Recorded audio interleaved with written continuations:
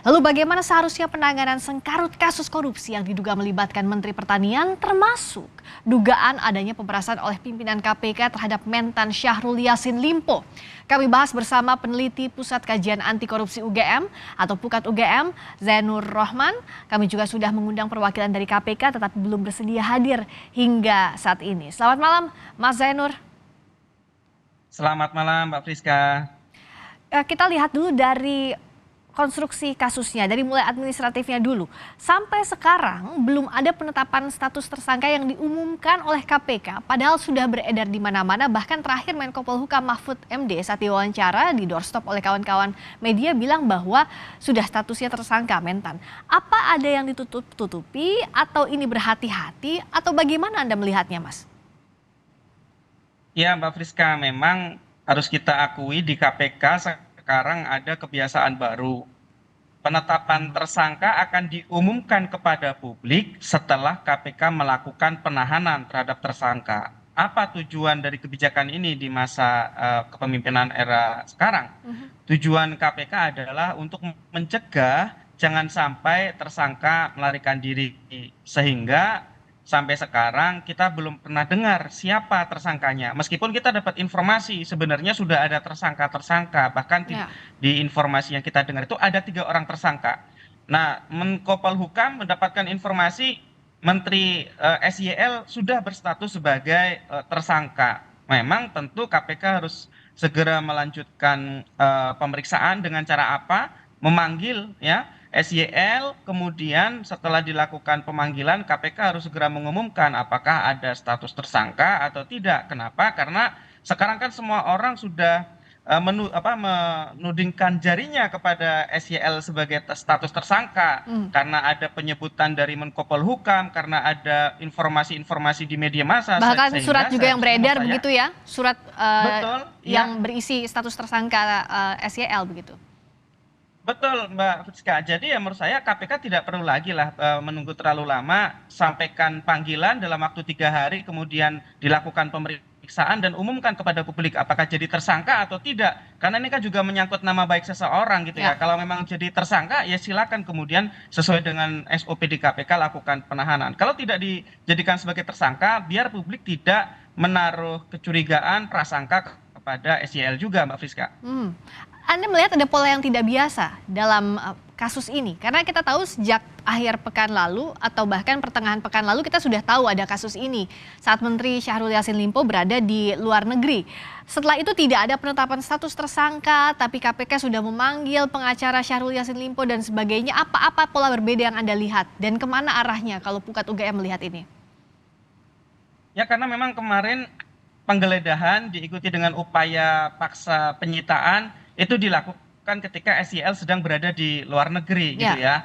Nah tentu di dalam penggeledahan ketika orang yang digeledah itu sedang berada di luar negeri, ini kan ada risiko sebenarnya. Bagaimana kalau misalnya melarikan diri gitu kan? Dan kemarin kan sempat diinformasikan adanya hilang kontak selama beberapa hari, meskipun itu tadi dibantah oleh SYL bahwa tidak hilang, itu hanya menjalankan tugas negara karena ada acara-acara. Padahal kita tahu Wamentan sendiri menyampaikan bahwa SYL tidak dapat dihubungi dan tidak diketahui keberadaannya. Sehingga dalam posisi SYL di luar negeri inilah kemudian seakan-akan proses yang berjalan di KPK itu tidak jelas arahnya, apakah ini memang sudah tersangka kemudian lari atau belum tersangka gitu ya. Ya. Nah oleh karena itu Mbak Friska, sekali lagi memang sekarang sangat penting untuk KPK segera melakukan pengumuman kepada publik apapun statusnya, baik itu tersangka ataupun tidak, dengan tujuan apa? Untuk memiliki kepastian hukum.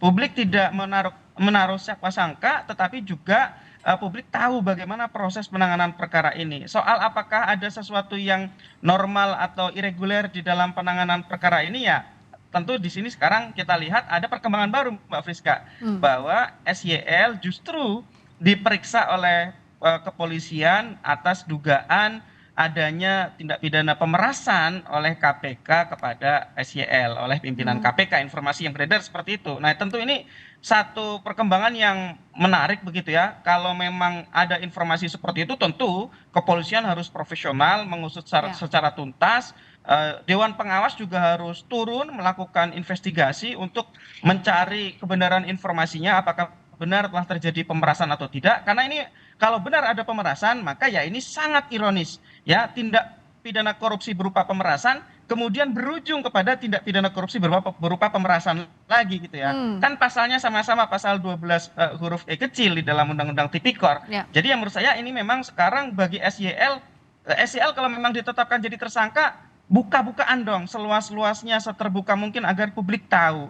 Tidak Ya. ada resiko lagi kalau misalnya sudah menjadi tersangka. Sehingga ya bagi publik, kalau semua elit-elit ini saling bongkar, itu lebih menguntungkan daripada saling tutup-menutupi, Mbak Friska. Ya, soal pemerasannya dulu. Tadi diperiksa oleh Polda Metro Jaya, bahkan menyebut ada tanggal 12 Agustus 2023. Kalau Pukat UGM melihat ini apakah terkait dengan rekonstruksi perkara, bisa jadi soal pemerasannya atau masih menyusun dulu siapa-siapa saja yang terlibat? Bahkan ini pemerasannya oleh pimpinan KPK informasinya.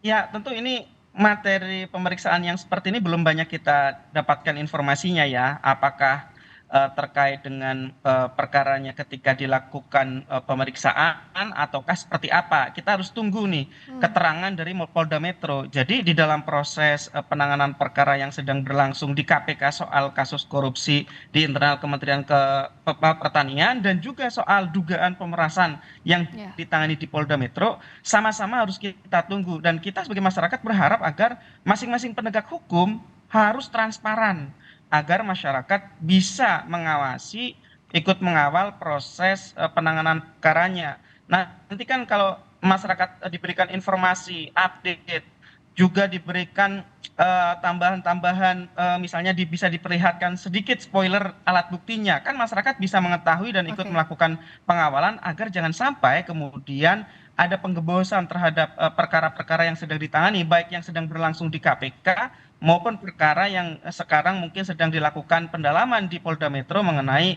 dugaan adanya pemerasan yang dilakukan oleh pimpinan KPK. Apakah mungkin sih sebenarnya di KPK itu ada pemerasan, Mbak Friska? Mhm, Mungkin. Kalau soal ngomong hmm, mungkin atau tidak mungkin, sangat mungkin. oke. Sebelumnya, beberapa waktu lalu kan ada salah satu penyidik KPK, Stefanus Robin Patuju, itu menerima pemberian dari pihak-pihak yang berperkara dalam jumlah miliaran rupiah. Hmm, Jadi Stefanus Robin Patuju itu seorang penyidik KPK berasal dari institusi kepolisian yang ditempatkan di KPK, itu menjual informasi, kemudian mengiming-imingi kepada para tersangka, bahkan kepada para terdakwa bahwa dia dapat mengondisikan perkara agar tidak dinaikkan, agar tidak ya. disidik, bahkan agar tidak dituntut secara berat. Itu kemudian mendapatkan imbalan. Jadi di KPK sendiri pernah terjadi kasus korupsi jual beli Jadi perkara, bukan Mbak tidak Friska. Nah, mungkin atau saya bahkan kalau disebut-sebut pimpinan KPK bukan tidak mungkin itu bisa terjadi dan harus diusut juga begitu ya?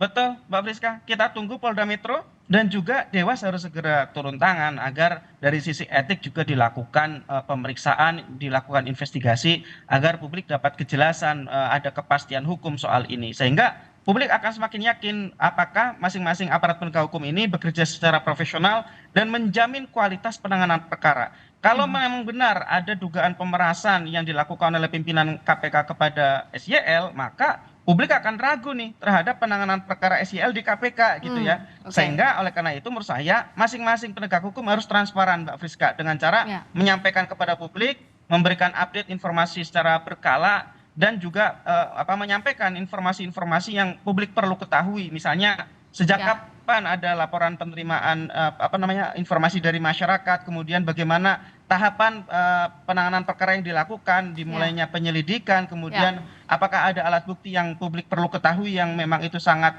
menunjukkan telah terjadinya ya, tindak pidana, saya pikir itu perlu. hmm, Seperti halnya ya, ketika KPK menyampaikan mendapati ada 30 miliar mhm, uang yang diduga berhasil disita dari tempat-tempat di mana Syahrul Yassin Limpo bertempat tinggal dan juga ya, bahkan ditemukan 12 senjata api. Itu kan oke, publik bisa melihat bahwa ya mau dikatakan ada politisasi atau tidak, ini alat bukti yang menunjukkan tindak pidana ini sangat kuat, Mbak Friska, di luar oke. keterangan dari saksi-saksi, Mbak Friska. Yang jelas agar tidak jadi bola liar harus ada transparansi dan juga kepastian hukum dari masing-masing penegak hukum baik itu KPK maupun Polri untuk mengungkap kasus korupsi di Kementerian Pertanian dan dugaan pemerasan. Terima kasih Mas Zainur Rahman peneliti Pusat Kajian Anti Korupsi UGM, Pukat UGM, telah bergabung di Sapa Indonesia Terima Malam. kasih. Terima kasih.